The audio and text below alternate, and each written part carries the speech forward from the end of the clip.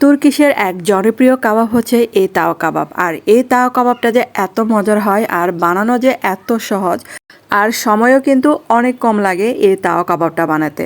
আসসালামু আলাইকুম সবাইকে, কেমন আছেন সবাই? আশা করি তো ভালো আছেন। আর চলুন দেখি আমি কিভাবে বানাচ্ছি। এখানে আমি দুইটা মুরগির বুকের মাংস দুই সাইড ছিল, সেটা আমি দিলাম, এখানে কিমা করা ছিল। আর এখানে 1 চা চামচের মতো গোলমরিচের গুঁড়া দিলাম।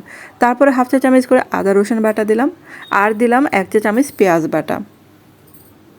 আর দিলাম এখানে 1/2 চা চামচ জিরা বাটা। আর এই যে লাল মরিচের গুঁড়াটা, এটা আপনারা ঝাল অনুযায়ী দিবেন। তারপর দিলাম স্বাদ মতো লবণ।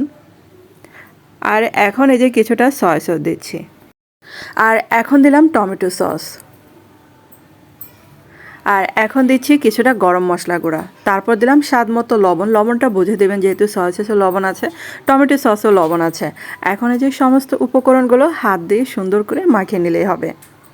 আর এই তাওয়া কাবাবটা যাকে আপনি বানিয়ে খাওয়াবেন সেই কিন্তু আপনার ফ্যান হয়ে যাবে। এত মজার হয় এই তাওয়া কাবাবটা।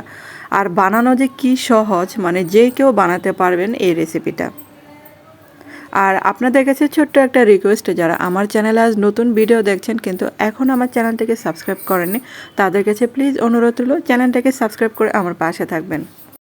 আর এই যে একটা তাওয়া নিলাম, আর এই তাওয়াতে কিন্তু আগে থেকে তেলটা গরম হতে দিয়েছিলাম। আর আপনাদের হাতের কাছে যেই সাইজের তাওয়াটা থাকবে সেখানেই আপনারা এটা করতে পারেন। আর আমার কাছে আজকে এই ফ্রাই প্যানটা ছিল।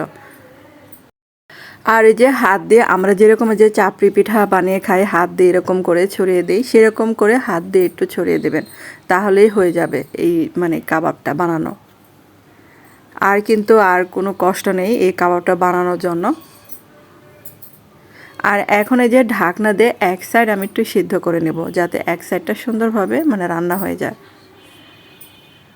আর এই যে দেখেন মাংস থেকে কতটা পানি এবং তেল ছেড়েছে, সে তেল দিয়ে কিন্তু রান্না হয়ে যাবে, আর কোনো এক্সট্রা তেল লাগবে না।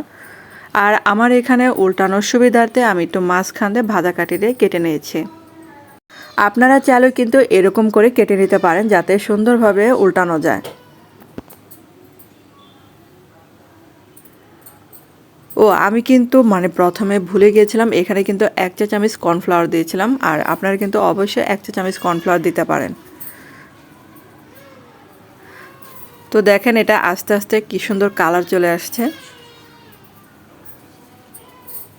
আর এটা কিন্তু দেখেন হয়ে গেছে, দুই সাইডে যখন এরকম কালার চলে আসবে তখনই কিন্তু এটা নামিয়ে ফেলবেন। তো হয়ে গেল আমার চিকেন স্টেক রেসিপি। আর তুর্কিশের এই জনপ্রিয় খাবারটা অবশ্যই আপনারা বানিয়ে খেতে পারেন। আর এত এত মজার হয়েছিল যে কি বলবো, আবার আবদার থাকবে এটা বানানোর জন্য।